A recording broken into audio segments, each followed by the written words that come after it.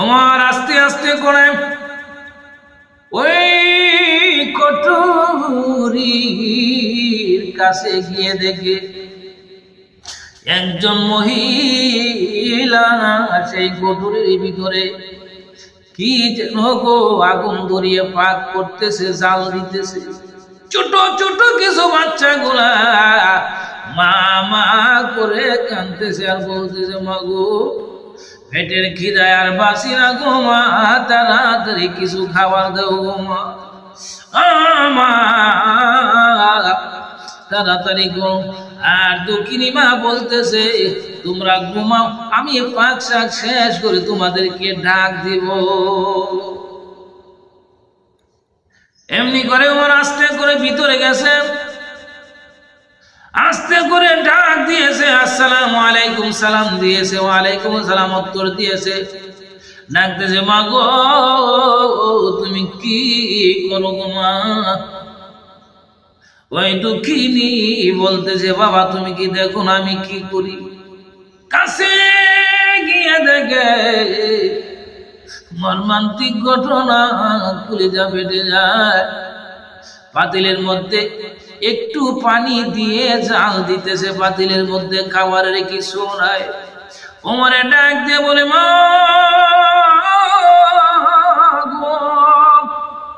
তুমি না তোমার সন্তানদেরকে বলতেছ, সন্তানেরা রে আমি খাবার পাক করে তোমাদেরকে ডাক দিব, তোমরা ঘুমাও।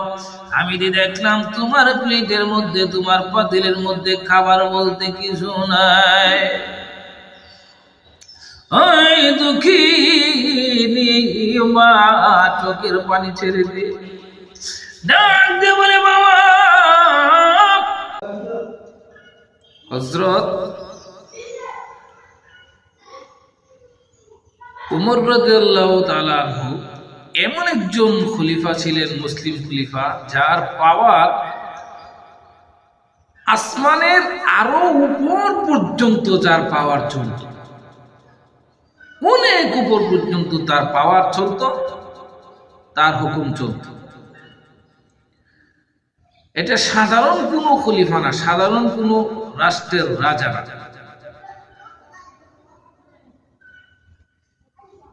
জঙ্গলার পশু পাখি পর্যন্ত, বাঘ ভাল্লুক পর্যন্ত তাকে ভয় পাইত, এবং আকাশ আসমানের অনেক উপর পর্যন্ত তার হুকুম, তার রাজত্ব চলত। কিভাবে চলত একটু বললেই আপনারা বুঝতে পারবেন।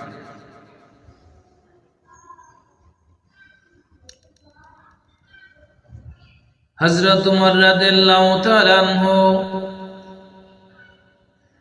একদিন খুতবা দিতেছে, খুতবা, বিশেষ করে যখন খুতবা দেয়, যে খুতবা দেয় সে মিম্বরে থাকে, যারা খুতবা শুনে তারা মিম্বরের বাহিরে থাকে, মাঠে থাকে, এবং যে ব্যক্তি খুতবা দিবে সেই ব্যক্তি শ্রোতাদের দিকে মুখ করিয়া খুতবা দিতে হয়। আর শ্রোতাদের দিকে মুখ করে খুতবা দিতে চাইলে এমনিতে তার মুখটা সামনের দিকে ফিরাতে হয়, পূর্ব দিকে, বিশেষ করে পূর্ব দিকে তার মুখটা ফিরাতে হয়।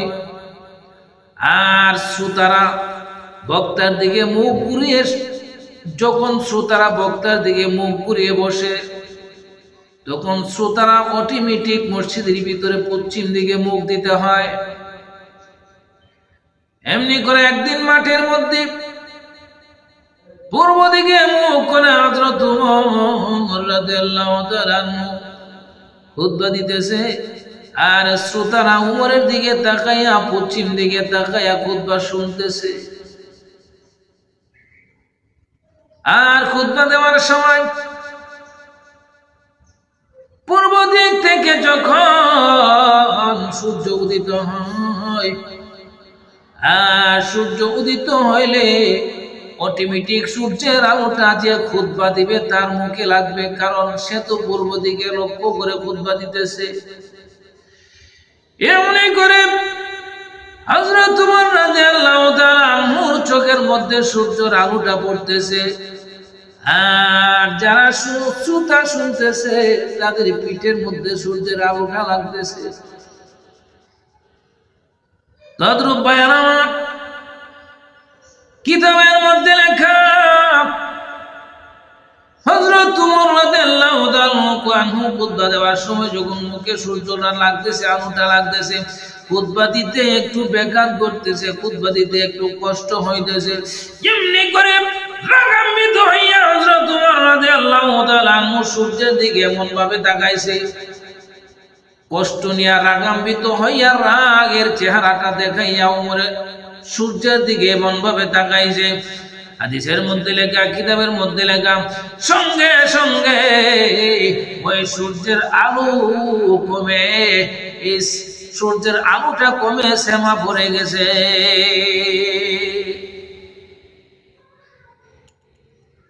আমার যখন সূর্যের আলোটা কমে গেছে, শ্যামা পড়ে গেছে,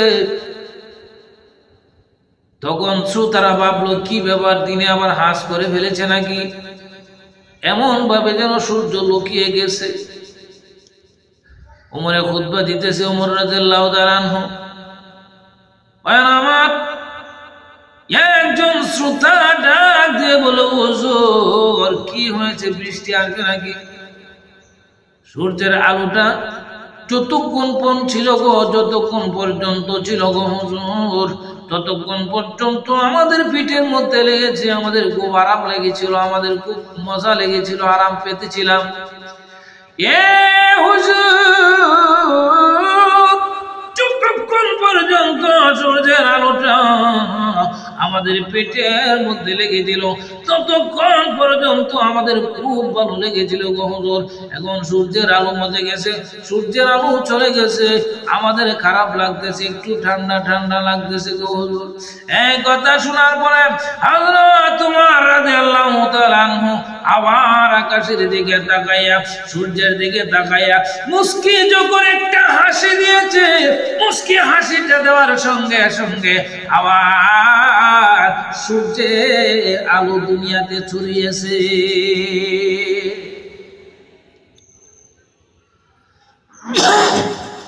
তো ভাই আমার প্রশ্ন হলো,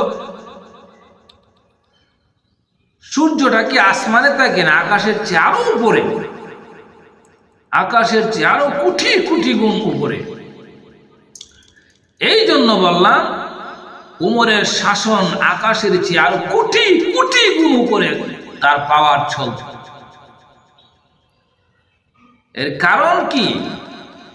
এর কারণ হলো হাদিসের মধ্যে আসছে, তুমি আল্লাহকে ভয় করো, আল্লাহর প্রেমে পড়ে যাও, সারা দুনিয়া তোমাকে ভয় করবে, সারা দুনিয়ার সব কিছু সৃষ্টিগুলো তোমার প্রেমে পড়ে যাবে। তুমি আল্লাহকে ভয় করবে না, যতটুকু ভয় করবে দুনিয়ার সৃষ্টিগুলো ততটুকু তোমাকে ভয় করবে। উমর আল্লাহকে অত্যন্ত ভয় করত, এই জন্য উমরকে পৃথিবীর সমস্ত সৃষ্টিকুল ভয় করত। তুমি আল্লাহর হয়ে যাও আর সমস্ত সৃষ্টিকুল তোমার হয়ে যাবে, এটি হলো বিধান। হযরত ওমর রাদিয়াল্লাহু তাআলা আনহু শাসন আমল যদি বলতে যায়, একদিন দুই দিনই বলা শেষ করা যাবে না। ওমর রাদিয়াল্লাহু তাআলা আনহু শাসন আমলে কত নম্র ছিল, কত ভদ্র ছিল, যেমন রাগ ছিল তেমন নম্র ভদ্র ছিল। আর রাগটা করত শরীয়ত সম্মত, শরীয়তের বাহিরে নয়। একদিন বের হয়েছে মানুষ কিভাবে চলাফেরা করে, কিভাবে কি করে দেখার জন্য। অন্ধকার রজনীতে ঘর থেকে বের হয়েছে, ঘর থেকে বের হয়ে দেখি মরুভূমির প্রান্তরে একটা খিমাগাড়া, একটা পাল দিয়ে খিমাগাড়া, সেই খিমার ভিতরে অন্ধকার রজনীতে একটা বাতি, একটা আলো দেখা যায়। ওমর আস্তে আস্তে করে ওই কটুরির কাছে গিয়ে দেখে একজন মহিলা সেই গধূলির ভিতরে কি যেন গো আগুন ধরিয়ে পাক করতেছে, জাল দিতেছে। ছোট ছোট কিছু বাচ্চাগুলা মা মা করে কাঁদতেছে আর বলতেছে, মা গো পেটের খিদায় আর বাসি না গো মা, তাড়াতাড়ি কিছু খাবার দাও গো মা, মা তাড়াতাড়ি গো। আর দক্ষিণী মা বলতেছে, তোমরা ঘুমাও, আমি পাক শাক শেষ করে তোমাদেরকে ডাক দিব। এমনি করে ওমর আস্তে করে ভিতরে গেছে, আস্তে করে ডাক দিয়েছে, আসসালামু আলাইকুম, সালাম দিয়েছে, ওয়ালাইকুম সালাম উত্তর দিয়েছে। ডাকতেছে, মা গো তুমি কি করো গো মা? ওই দুঃখিনী বলতেছে, বাবা তুমি কি দেখো না আমি কি করি? কাছে গিয়ে দেখে মর্মান্তিক ঘটনা, কলিজা ফেটে যায়। পাতিলের মধ্যে একটু পানি দিয়ে জাল দিতেছে, পাতিলের মধ্যে খাবারের কিছু নাই। ওমরে ডাক দিয়ে বলে, মা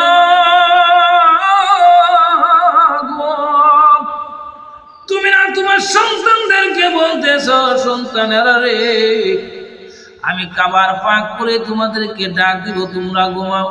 আমি দেখলাম তোমার প্লেটের মধ্যে, তোমার পাতিলের মধ্যে খাবার বলতে কিছু নাই।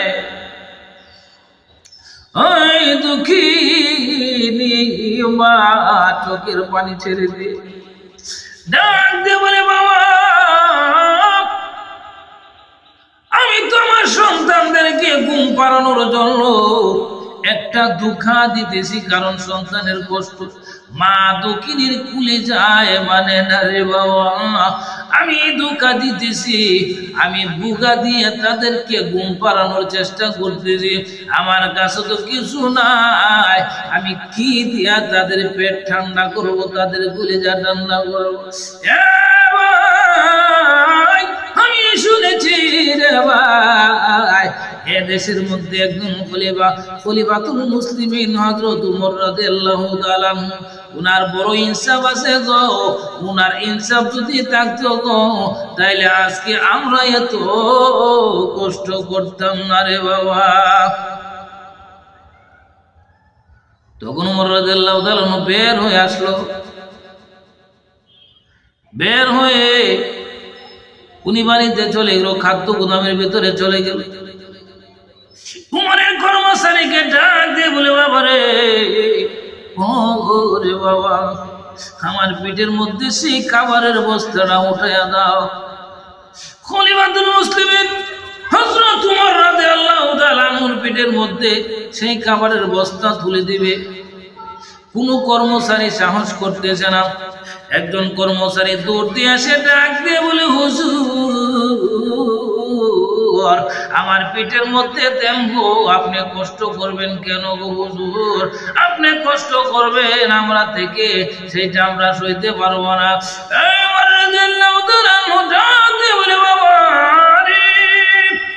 আমার বোঝা আমাকে বইতে দাও, আমি উপস্থিত থাকতে, আমি রাজ্যের রাজা থাকা অবস্থায় আমার রাজ্যের মধ্যে একটা মহিলা কষ্ট করতেছে, আমি তার খবর নিতে পারি না, তার খোঁজ খবর নিতে পারি না, এইটা হলো আমার অপরাধ। এই অপরাধের শাস্তি আমি নিজে ভোগ করব।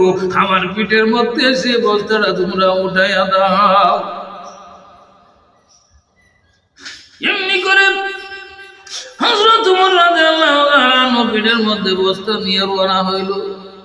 রওনা হইয়া ওই মহিলার ঘরের ভিতরে গেল, গিয়া বলতেছে, মা গো, মা তুমি কষ্ট করো না গো মা, তোমার জন্য আমি আটা এনেছি, আমি পানি দিয়ে আটা গলবো, তোমার সন্তানের জন্য, তোমার জন্য আমি রুটি বানাবো গো মা, তুমি কষ্ট করো না গো মা, তোমার কষ্ট করতে হবে না।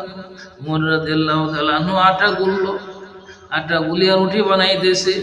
সেই মহিলাটা ডাক দিয়ে বলে, বাবা রে, আমার জন্য তুমি এত কিছু করলা রে বাবা, আবার তুমি নিজে এত আর করবা, এটা আমার সইতে পারবো না রে বাবা, তোমার কষ্ট করতে হবে না, তুমি চলে যাও, যতটুকু করেছো এটাই লাখো কোটি। হ্যাঁ বাবা, এই দেশের উমর যদি তুমি হইতা, এই দেশের শাসক যদি তুমি হইতা, তাইলে এই দেশের মধ্যে কেউ কোনোদিন ভুখা ঘুমাইতো না রে বাবা, কেউ কোনোদিন না খেয়ে ঘুমাইতো না রে বাবা। আল্লাহ তোমাকে যদি এই দেশের উমর বানাইতো, আমি নারী খুশি হইতাম রে বাবা। কার সাথে বলতেছে? উমরের সাথে কথাগুলা বলতেছে। হযরত উমর রাদিয়াল্লাহু তাআলা ডাক দিয়ে বলে, মা গো, ও মা, তুমি যে বলতেছো এই দেশের উমর আমি হইতাম, সেই দেশের শাসক আমি হইতাম, তুমি কি কোনদিন উমরকে দেখেছো? ও বাবারে, কোনদিন আমি দেখি নাই, আর দেখার প্রয়োজন আমার নাই রে বাবা। এত কষ্ট করতেছি রে বাবা, আমাকে যেহেতু খবর নেয় না, তুমি হইয়া আমাকে খবর নিয়েছো, এই জন্য আল্লাহর কাছে তোমার জন্য দোয়া করেছি, আর কিছু না। আমি তোমাকে একটা কথা বলে যাই গো মা। কি কথা? আগামীকাল সকাল বেলা তুমি উমরের দরবারে যাইবা। যখন তুমি উমরের দরবারে যাইবা, তোমার জন্য আরো কিছু খাবারের ব্যবস্থা করে দিব।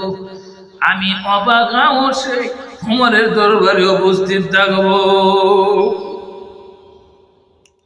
আমার মহিলাটা বললো ঠিক আছে। পরের দিন যখন ওই মহিলাটা উমরের দরবারে গেল, উমরের দরবারে গিয়ে রাজপ্রাসাদে গিয়ে ঢুকলো। রাজপ্রাসাদে ঢুকে দেখে, ওই মহিলাটা নজর করে দেখে, যেই লোকটা গত রাত্রে আমাদেরকে খাবার দিয়েছিল, যে লোকটার সাথে আমি উমরের কিছু মন্দসারি বলেছিলাম গো, সেই লোকটা দিয়ে উমরের চেয়ারের মধ্যে বসা। সেই লোকটাকে বসা দেখে তার ভিতরে আর পানি নাই, চুপ করে দাঁড়িয়ে গেছে। ওমর ডাক দিয়ে বলে, মা ভয় করো না, তুমি আমার কাছে আসো, ভয় করার কোনো কারণ নাই গো মা, তুমি আসো। ওই মহিলাটা আস্তে আস্তে কাছে এসে ডাক দিয়ে বলে, বাবা রে, তুমি কি উমর? ওই মহিলাটার দিকে মুচকি হাসি দিয়ে ডাক দিয়ে বলে, বাবা, মা গো, আমি হলাম উমর। এই কথা শোনার পরে মহিলাটা চোখের পানি ছেড়ে দিয়ে ঝাড় ঝাড় করে কান্দে আর বলি, বাবা রে, গত রাত আমি অনেক মন্দসারি বলেছি রে বাবা, তুমি মনে কষ্ট নিও না। তুমি যে উমর আমি চিনতাম না, আর যদি তুমি উমর আমি জানতাম, তুমি যে উমর যদি আমি চিনতাম রে বাবা, আমি এমন কিছু কথা বলতাম না রে বাবা, আমাকে মাফ করে দাও। তোমাকে আমি চিনতে পারি নাই রে বাবা, আমাকে তুমি ক্ষমা করে দাও। উমর ওই মহিলাটাকে ডাক দিয়ে বলে, মা, তুমি আমার কাছে ক্ষমা চাইবা না গো মা, তোমার ক্ষমা চাওয়ার কোনো প্রয়োজন নাই। ভুল করেছি আমি, অন্যায় করেছি আমি তোমার কাছে ক্ষমা চাইতে হবে গো মা।